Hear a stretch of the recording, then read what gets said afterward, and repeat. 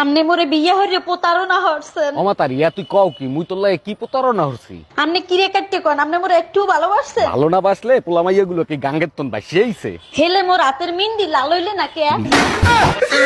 ভাবি নিজের খেয়াল রাখবেন, হালকা খাবার খাবেন, ভারী জিনিস একদম তুলবেন না। 9 মাস কিন্তু চলতেছে, 3 মাস পরে ডেলিভারি। এ দামরা হালার ফালা, কার 9 মাস চলে আর কার 3 মাস পর ডেলিভারি? নতুন বছরের এ মাইন্দিরি হালার ফালা, তোরে কি মানে ফিডে খালি খেলি? ও আমার রসের ভাবি, তোমার কাছে একখান দাবি। কি ব্যাপার, আজকে তো খুশি খুশি লাগতেছে? টুম্পা ভাবির সাথে দেখা করতে গেছিলে নাকি? শোনো, নিজের মতো সবাইকে ভেবো না, মনটা পরিষ্কার রাখো। আমার মন পরিষ্কারই আছে, কারণ আমি ছোটবেলায় সার্ফ এক্সেল খাইছিলাম। এই তোমার পকেটের ভিতর লিপস্টিক আসলো কি করে? সত্যি করে বলো, কাল লিপস্টিক? লিপস্টিক?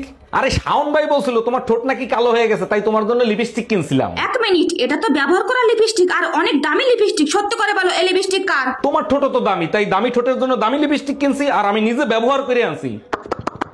ওরে আমার লক্ষ্মী সোনা, তুমি আমার এত কেয়ার করো।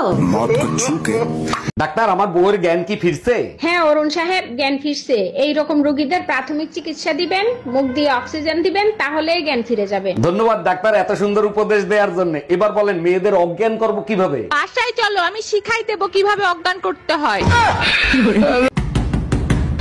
আসসালামু আলাইকুম আম্মাজান, কেমন আছেন আপনি? আব্বাজান কোথায়? আব্বাজানরে দেখি না। তোমার আব্বাজান বাজারে গেছে, এক্ষুনি চলে আসবে। তুমি একা আসছো কেন? আমার মেয়ে কোথায়? আপনার মেয়ের সাথে কাল রাতে ঝগড়া হয়েছে, সে বলল জাহান্নামে যাও, তাই আপনাদের কাছে চলে আসছি।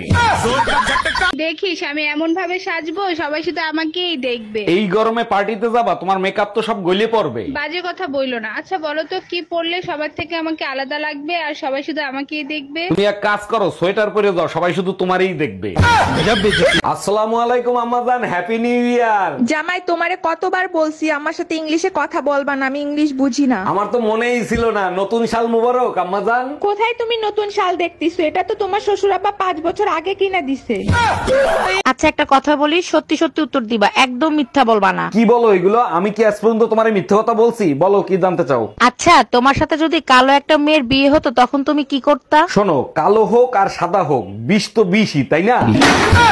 এই এত সকাল সকাল কোথায় যাচ্ছ তুমি? আমার বন্ধু শাওন আছে না, ওর হাত ভেঙে গেছে, ওরে দেখতে যাচ্ছি। ফোন লাগাও, লাউড স্পিকারে দাও। শাওন ভাই, আপনার এরকম অবস্থা হলো কি করে? আরে ভাবি, আপনিও জেনে গেছেন আমি রান্না করতেছি। শুনলাম আপনার নাকি হাত ভেঙে গেছে। কাল রাতে বাথরুমে পড়ে গিয়ে হাত ভেঙে গেছে। আপনার ভাই আছে কোথায় এখন? আমার সামনেই আছে, দেবো, কথা বলবেন? না থাক, ওর সাথে আমি কথা বলতেছি। এই তোমার ছেলের স্কুল থেকে ম্যাডাম ফোন দিছে, নাও কথা বলো। হ্যালো, দেখেন আপনার ছেলে স্কুলে এসে সবার সাথে অশান্তি করে, জরুরি আপনি দেখা করেন। আমি কেন দেখা করব? 10 বছর ধরে বউ অশান্তি করতেছে, আমি কি কখনো শ্বশুরে ডাকছি? তুমি কি নামাজ পড়তে যাও নাকি মসজিদের হুজুরের সাথে ঝামেলা করতে যাও? আমার কি দোষ? হুজুর আগে বলছে মিথ্যে কথা যারা বলবে তারা জাহান্নামে যাবে। হুজুর ঠিকই তো বলছে, আজকে কি নিয়ে ঝামেলা করছো সেটা বলো। হুজুর বলছে বউর প্রশংসা করতে, আমি বললাম হুজুর তাহলে তো সবাই জাহান্নামে যাবে।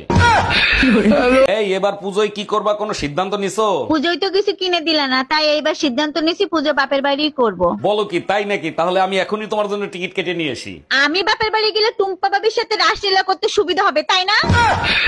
আচ্ছা, আমার গায়ের রং যদি কালো হতো তাহলে কি তুমি আমাকে বিয়ে করতা? জীবনেও করতাম না। আমি কালা, তুমি কালা, ছাউপনা গুলোও তো কালা হইতো, তাই না? আর যদি আমার বাবা যৌতুকে প্রাইভেট কার দিত তাহলে? তাও করতাম না। তোমার বাপের প্রাইভেটের চক্করে আমার জামাইরে হেলিকপ্টার দেয়া লাগতো।